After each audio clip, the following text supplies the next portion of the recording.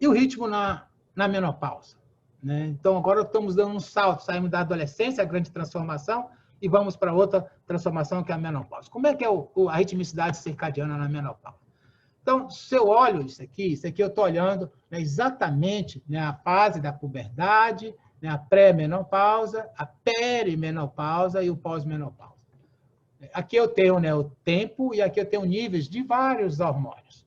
Aqui em verde está a progesterona, aqui está o estradiol em roxo e aqui está, né, os hormônios estimuladores, né?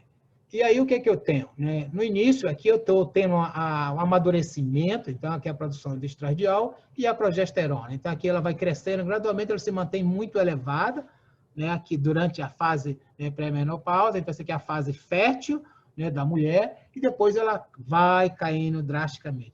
A gente sabe, né, que esse hormônio aqui, ele não só está relacionado com, né, a reprodução, mas também com o metabolismo. E aqui, olha, veja, o estradiol, do mesmo jeito que aqui na puberdade você tem grandes oscilações, você vai ter grandes oscilações aqui, né, da liberação do estradiol, né, aqui durante, né, a menopausa. E depois eles ficam, né, com baixos níveis. Isso gera várias alterações, né, como, por exemplo, né, as ondas de calor, né, a gente tem, né, a noite, a mulher acorda à noite, né, e sem saber por quê, né, tem o despertar e começa a suar à noite, né, ela tem perda, né, óssea, né, ela tem alterações de humor, o humor fica muito mais embaixo, tem atrofia, né, urogenital, né, geralmente, às vezes, precisa, né, ficar usando, né, lubrificante, né, tem alterações na bexiga e alterações da função cognitiva, né, disfunção sexual, alterações metabólicas, né, redução da memória e baixa qualidade do sono e até diabetes. Tudo isso aqui, né, pode acontecer durante, né, a fase da menopausa. E essas alterações rítmicas que aqui ocorrem é que a gente nos interessa.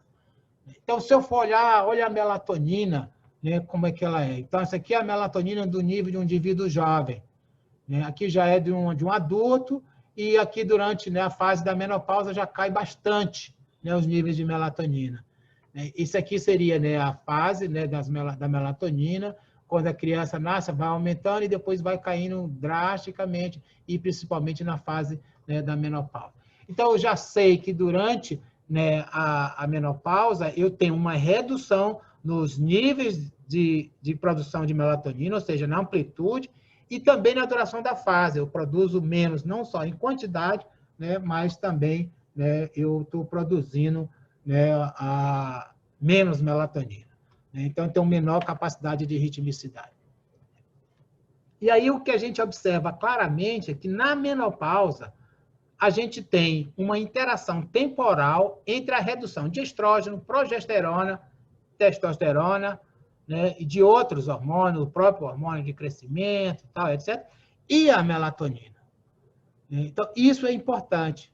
O que significa que eu preciso, né, eu posso ajudar, às vezes, sabendo de que os níveis dos hormônios sexuais reduzido e baixo nível de melatonina vai provocar distúrbios do sono. E se provoca distúrbio do sono, eu preciso tratar.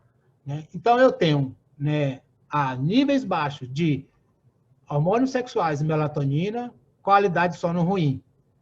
Essa qualidade de sono ruim diminui, né, os hormônios da saciedade, aumentando o apetite.